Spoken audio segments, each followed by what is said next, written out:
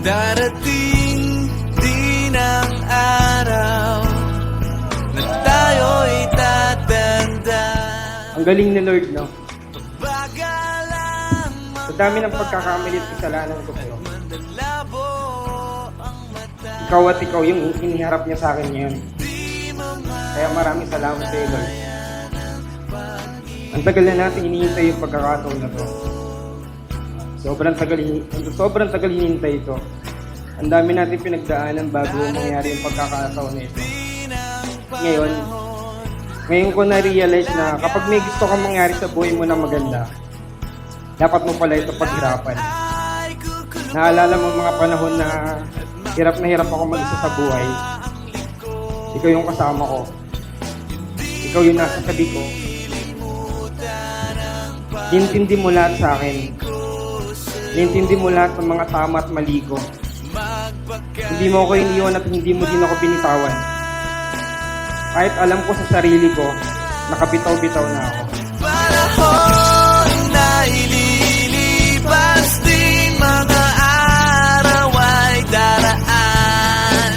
Ikaw nagturo sa akin na maniwala sa Diyos. Kasi kung hindi ko kilala ang Diyos, siguro wala to. Wala ka sa harap ko. Wala sila dito. Ikaw ang dahilan kung bakit naging maayos ako. Ikaw din na nagsasabi sa akin na kaya mo yan. Kaya natin yan. Mag-pray lang tayo kay Lord. Kasi feeling ko kapag sinasabi mo sa akin yan, mas nagiging better person ako. Nagiging maayos ako na tao. Na hindi ko naramdaman nung hindi kita nakilala.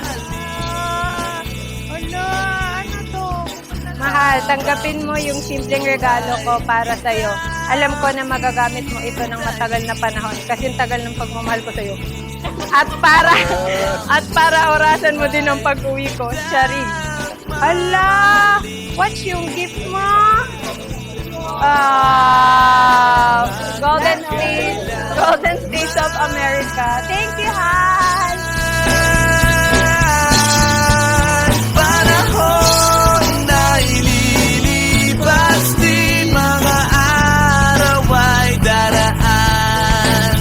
Ang mundo ay papanaw din, ngunit hindi ang aking puso. Panahon na ililipas din, mga araw ay daraan. Ang mundo ay papanaw din, ngunit hindi ang aking puso. Una sa lahat, I'd like to thank God for allowing us to meet out of all the billion people in the world. Sobrang bilis ng panahon at halos 10 taon na pala simula nung nangungulit ka sa akin and eventually naging tayo. Masaya ako sa'yo kasi napakaswerte mo sa akin.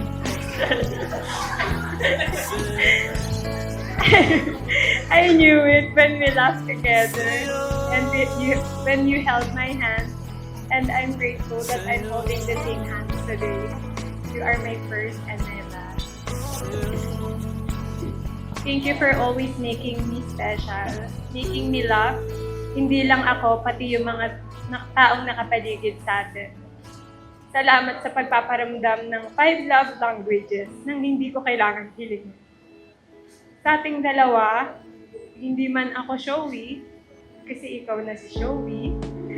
What fortune lies beyond the stars, those dazzling heights too fast to climb.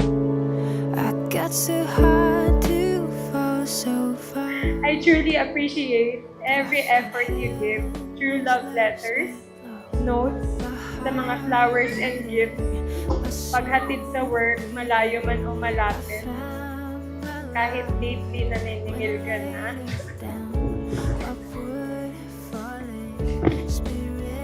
Thank you, Hal, for always checking me every single time. Sa laging pagsama sa family gatherings natin, even pag-asikaso ng lakad natin, at pagsama sa spiritual life. Dahil you dedicated your time for me almost 10 years. Tanggapin mo itong shoes. Char. Hope you like it. Sapatos ito, Parisian. Uy! Sabi ko ni. Angas mo naman, bro. Mahal ko. Kaya kinakabahan ako baka mahulog Ito nga. Thank you, mahal, dahil binigyan mo ako ng another collection. Wag! Upward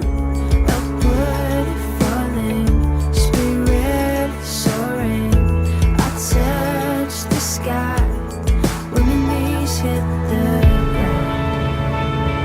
Ngayon, dinala ako ng Diyos sa'yo at hinarap sa ganitong pagkakataon. Hindi ko hahayaan na mawala ka sa akin. Hindi ko sisirain yung pangako ko sa Diyos at sa'yo. Gagawin ko ang lahat para araw-araw ka maging masaya. Gagawin ko ang lahat para patunayan sa'yo na magiging mabuting asawa ko sa'yo. Everything I am, reaching out, I surrender. Come sweep me up in your love again, and my soul will dance on the wings of forever. Finally here at your feet. No love story is perfect. We had fights, conflicts, and misunderstandings sa maraming bagay. Pero kahit madalas tayo magkaaway, ikaw pa rin ang gusto kong kakampi. Ngayon na natupad na natin isa sa mga pinapangarap natin dalawa. Salamat, mahal. Kasi kasama kita sa pangarap na ito. Marami pa tayong gagawin na sa buhay natin na magkasama tayo. Gagawin natin to kasama ang Panginoon Diyos. Dahil sa Diyos walang imposible. Mahal na mahal kita. Salamat sa lahat. Yes.